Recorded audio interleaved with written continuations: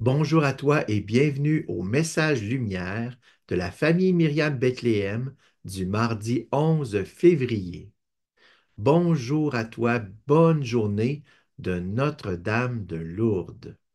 Oui, aujourd'hui, on fait mémoire dans la liturgie des apparitions de la Vierge Marie à Bernadette Soubirous, une paysanne jeune du sud-ouest de la France.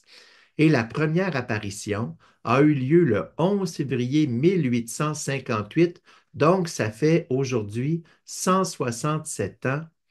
Le vocable particulier de Notre-Dame de Lourdes est utilisé pour désigner la Vierge Marie liée avec les apparitions, mais on se rappelle aussi que lorsque la petite Bernadette a demandé à la dame de dire son nom, la dame s'est présentée sous le nom de l'Immaculée Conception, dans la propre langue de Bernadette, le patois de la région.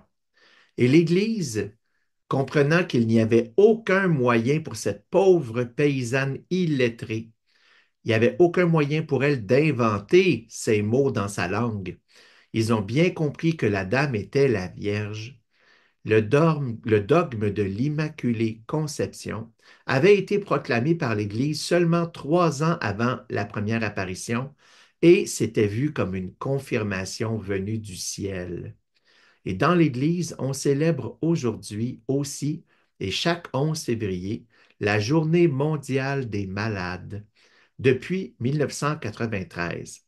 Le message particulier de l'Église pour cette journée, c'est que oui, on prie pour demander la guérison pour les malades, mais on demande aussi la force, l'amour, tout ce dont ils ont besoin pour traverser l'épreuve de la maladie, surtout l'espérance.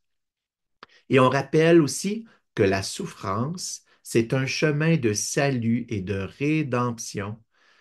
Lorsque cette souffrance est vécue en union avec la croix de Jésus, avec la souffrance de Jésus qui sauve, et la vie de nos frères et sœurs malades a alors un sens très grand et un très grand potentiel de fécondité morale et spirituelle.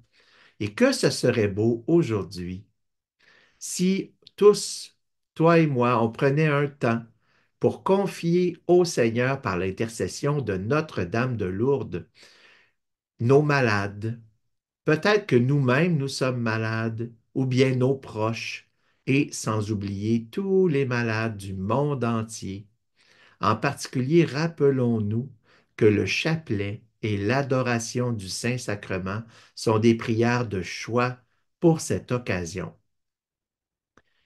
Et nous recevons aujourd'hui dans la liturgie de la messe un évangile de Saint Marc qui a le potentiel de nous déranger, qui peut nous motiver pour une conversion. Jésus cite le prophète Isaïe aux pharisiens.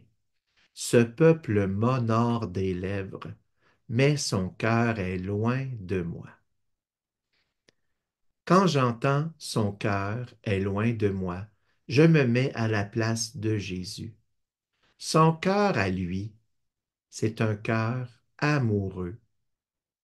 C'est un cœur qui est tout dédié à mon bonheur, à mon salut. Jésus est préoccupé dans son cœur par mes choix, par mes opinions, par mes décisions. Quand je me regarde, je peux me poser la question, où il est mon cœur à moi? Est-ce que mon cœur est proche du Seigneur? C'est une grande question. Et une autre parole de des Saintes Écritures, de la Bible, peut nous aider à y répondre. Est-ce que mon cœur est proche du Seigneur? La parole répond, là où est ton trésor, là aussi est ton cœur.